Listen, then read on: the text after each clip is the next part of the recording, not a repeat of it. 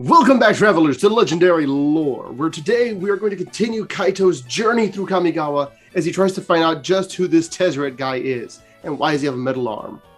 Now, the thing is, one thing we haven't really talked about, because we haven't had a chance to really deep dive into Tezzeret's story, which if anyone's interested and they ask for it, we can actually do an entire series just on Tezzeret. He is such a cool character with so many little bits and bobs to his motivations and basically what he's forced to do. And so basically what we have here is a reference to what happened in the past, where Kaito finds out that Tezzeret basically destroyed an entire village of Nezumi. And they did it because he was very, very upset at that village of Nezumi, because Tezzeret is a petty, petty boy. And so basically Kaito is going through this place and he's trying to find him. He's like, do you know Tezzeret? Do you know Tezzeret? And they're like, we don't talk about Tezzy. We don't talk about Tezzy. No, no, no. And so basically, so dumb. Topical but dumb. So basically, as he's going through, none of them will say anything about him.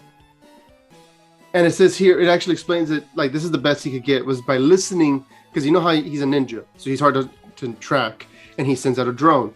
Well, while he's there, he can hear what they say, that he'd been betrayed by his subordinates who left him brain dead in the burned village for the Nezumi to find.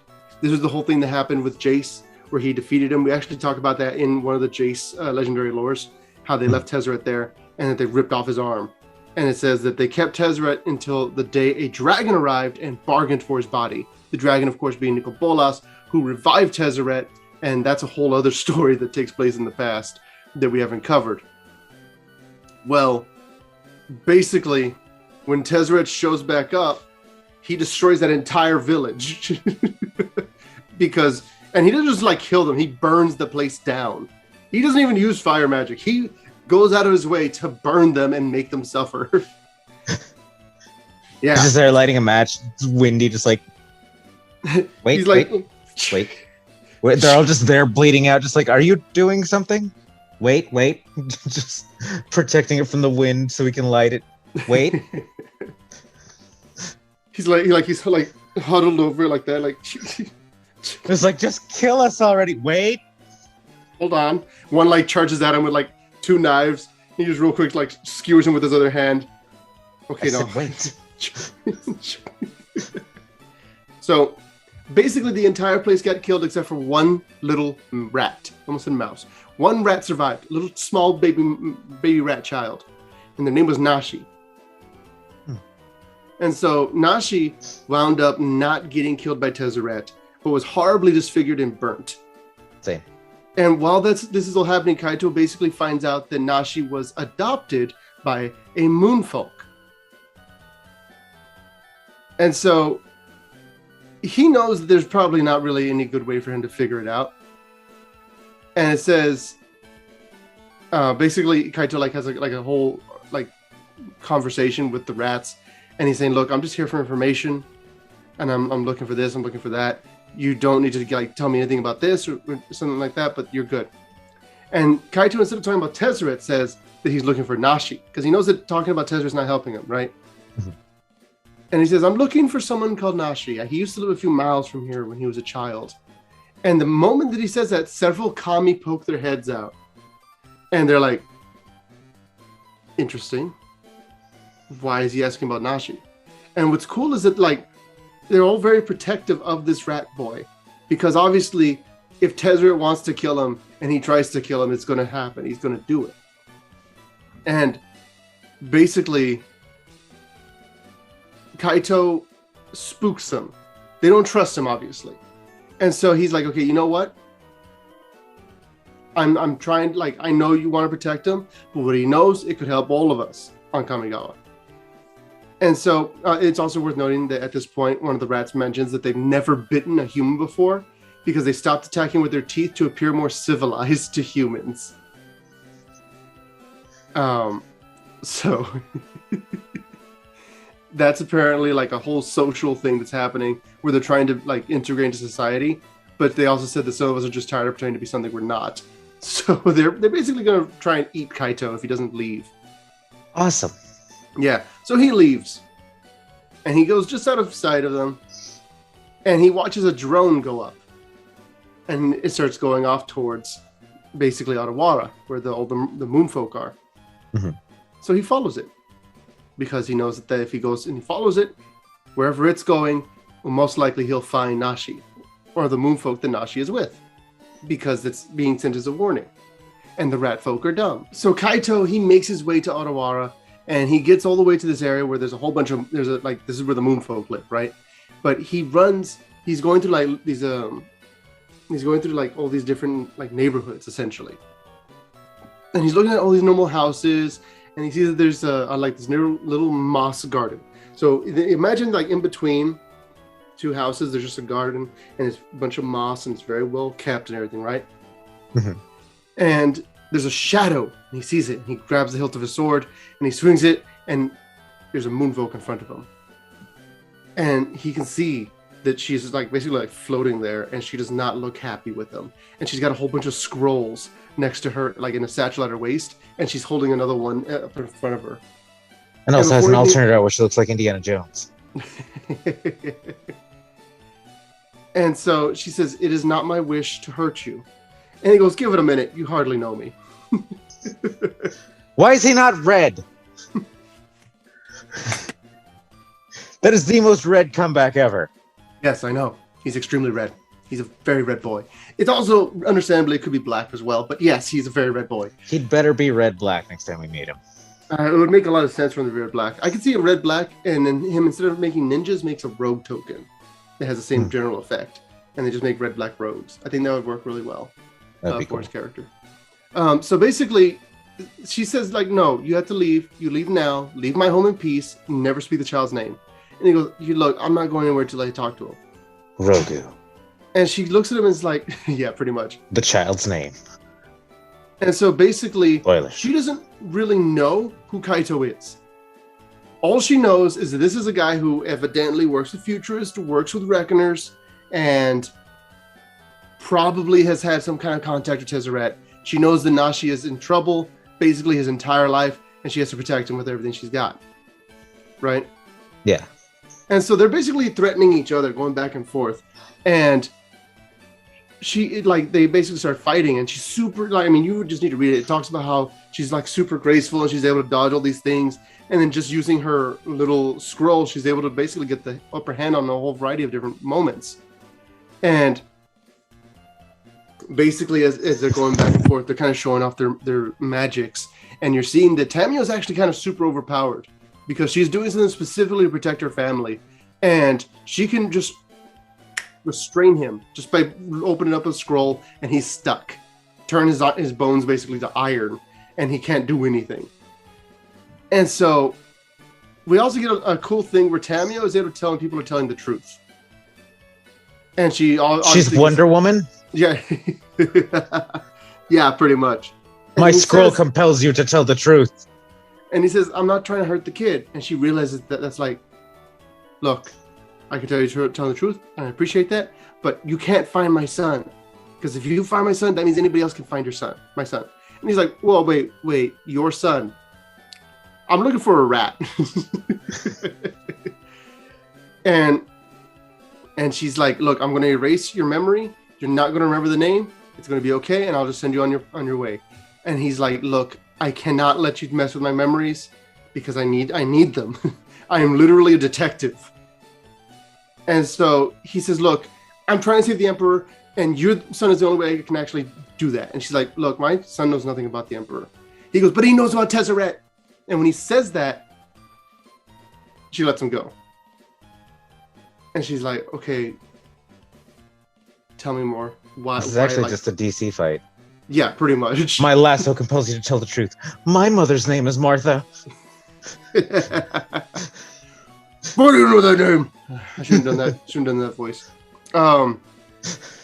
So basically, at that point, Tamiyo's like, look, I'm Tamiyo. I think we're supposed to be allies. And so now we have Kaito, and he's inside of a room in her house, and he's looking at all the different little cities that are like painted on the walls, and it doesn't really describe them a whole lot, but I like to because she says they're different planes, and so I like to imagine this is like you have Kaladesh, like a Kaladesh scroll. You have another scroll that shows like Ixalan. You have one of Ravnica, and he's seeing all these places. I've been there. You shouldn't know what these places are. You're a planeswalker. I want to think that she has a scroll there of her story club too. Yeah, that would be cool.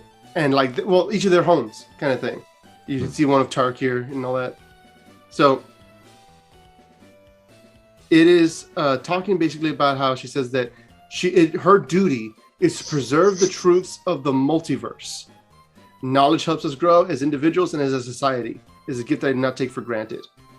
And so she says, look, he goes, tell me about Tezzeret. And she tells him, like, look, I believe you know my son Nashi. Maybe he can do it.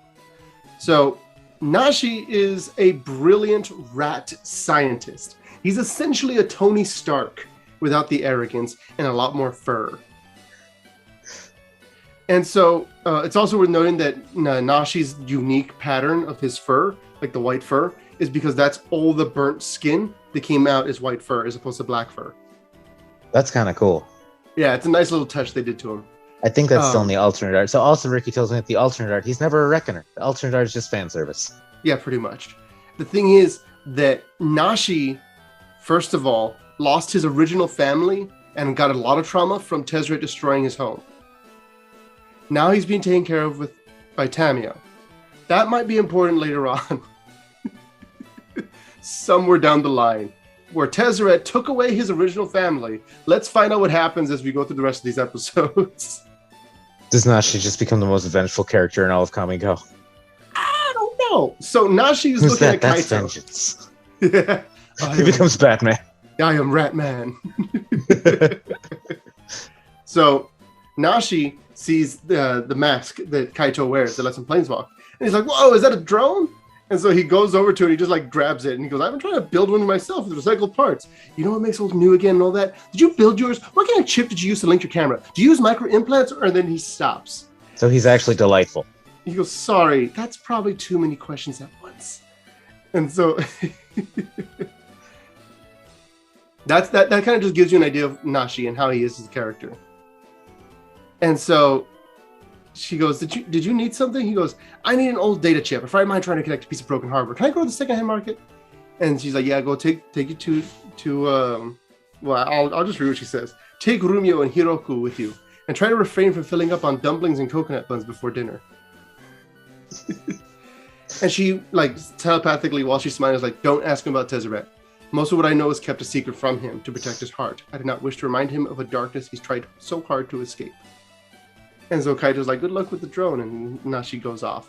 So all of this is happening, and Kaito is talking to Tamiyo, and she tells him that Tezzeret's not just a planeswalker, he is the planeswalker with the metal arm.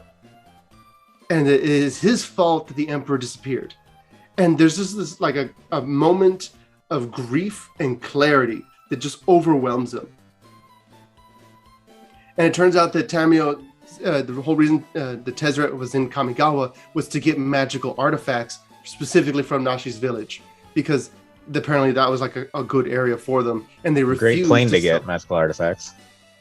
Yeah, true. Like, there's probably like 5 Sensei's tops somewhere laying around here.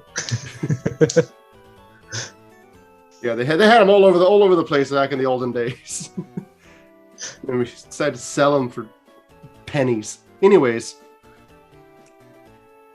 basically, she tells him, look, I think he's been researching the Kami. I don't know what his true intentions are, but we need to find out.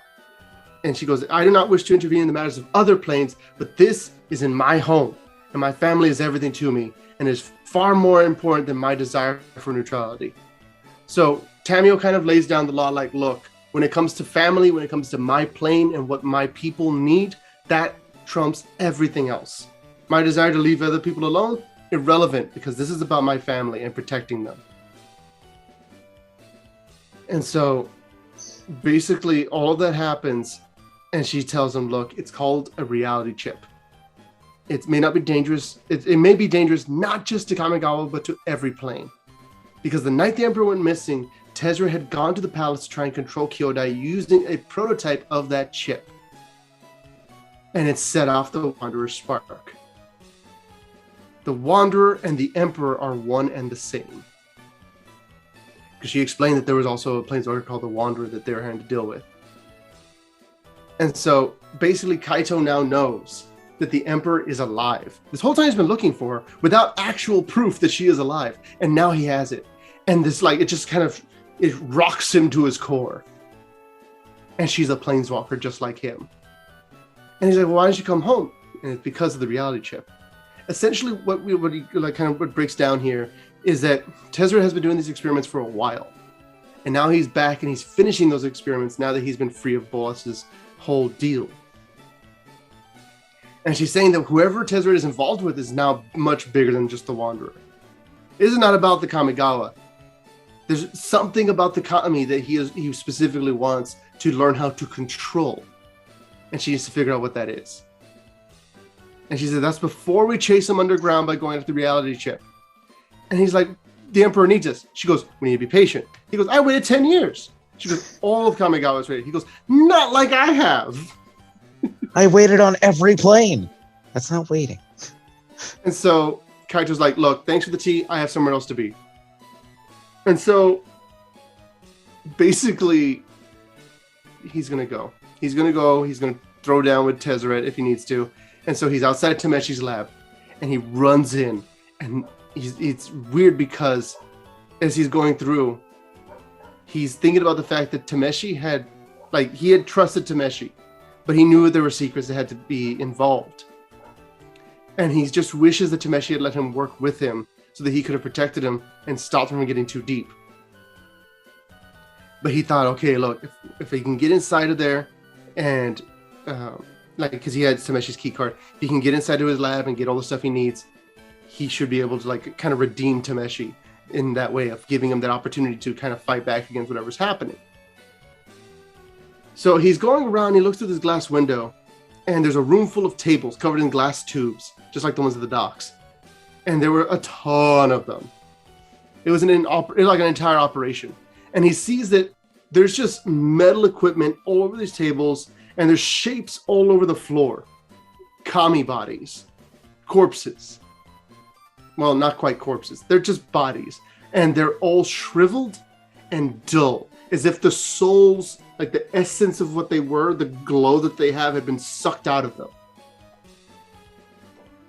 And he kind of feels this exceptional guilt, a horrible guilt, because he could not save these Kami. Like if Aiko had been there, she'd have been like, hey, you hear those screams? Go deal with it. Why are you not going to try and help those things that are obviously in pain and don't deserve to be in there? Mm-hmm. And so as he's going through it, he sees that there's actually one of the machines attached to the Kami. And it looks like a little jellyfish thing. It's the reality chip. And so he goes in and he reaches out and he grabs the reality chip and he shoves it in his pocket. And he thinks to himself, see, Tamio, patience is overrated. And so he just kind of strolls out the room, pulls the door shut, and goes for the exit, right? Mm-hmm. And he turns the final corner, right about to exit, and in the end of the thing, he sees a monster. Your fleshling eyes suggest familiarity, but knowledge of our meeting evades my memory. The existence of a second Jin Cataxius on this plane is highly improbable. Therefore, your recognition must be accepted as genuine. It's like, oh, are you going to make me discard my hand? Schematics are unimportant in this instance. Theft is an offense that will require swift retribution. And of course, Kaito, being Kaito, just responds with, well, consider this retribution for what you did to Tameshi. Your goals derive from revenge, but they are subjected to misguided assumptions. Your fleshling companion was a willing participant, even at his demise. But his inquiries made him inefficient. The work must be protected. So we basically have giant evil flood from Super Mario Sunshine. Yeah, pretty much.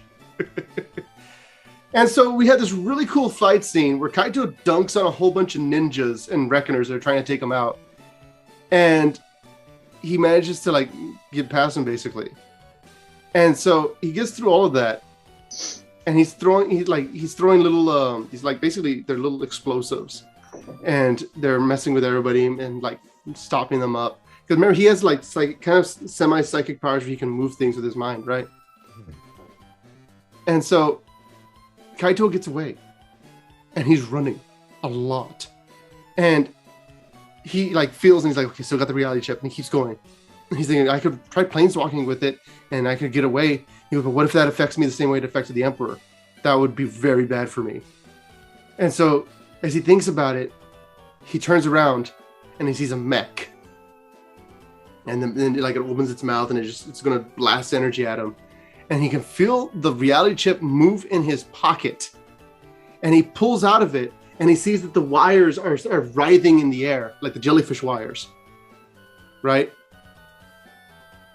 And then when he looks up, he sees that the light in the mech's jaws have faded, and there's a glowing orange streak sliced all the way across its armored throat.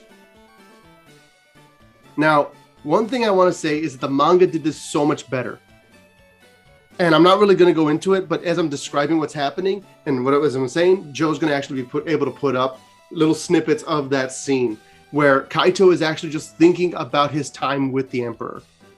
And basically just thinks about how much he misses her. And you have that jellyfish thing going crazy, basically like feeding off of that thought and off of those memories and off of those feelings. And then when he looks up and he sees that slash and the thing just explodes, he sees her. And he says the last time he'd seen the Emperor of Kamigawa, she was still a child. But the years had changed her. The depth in her gaze seemed to carry the wisdom of 100 lifetimes. She wasn't just older. She was a warrior, a planeswalker, the wanderer. That's awesome. It's so cool. And it says his friend had finally come home. And like while that thing is behind them exploding, she's just walking straight towards Kaito. And Tamio flutters down next to him. And Tamio's like, this is not what I meant when I suggested we come up with a plan. He goes, what's a plan? What's a phone? And Tamio's like, look, we got to get out of here. This invisibility spell I just cast isn't going to last forever. And they leave. They just go away from Otawara and they go to regather. But now the Wandering Emperor is on Kamigawa and she is dunking on things immediately. And she is so awesome and I love her. The fact that she basically mechanically has flash because she's the kind of character that just suddenly shows up and slashes across something and it's gone. She literally exiles it and then tosses you a senzu bean of 2 life. It's so good. It's amazing. I love it. But yeah. And that's The Wanderer. Don't miss more of that. Leave a like if you like the video. Subscribe to catch the rest of this amazing story. We're finally in the thick of it. And we're going to see how these planeswalkers clash. So good.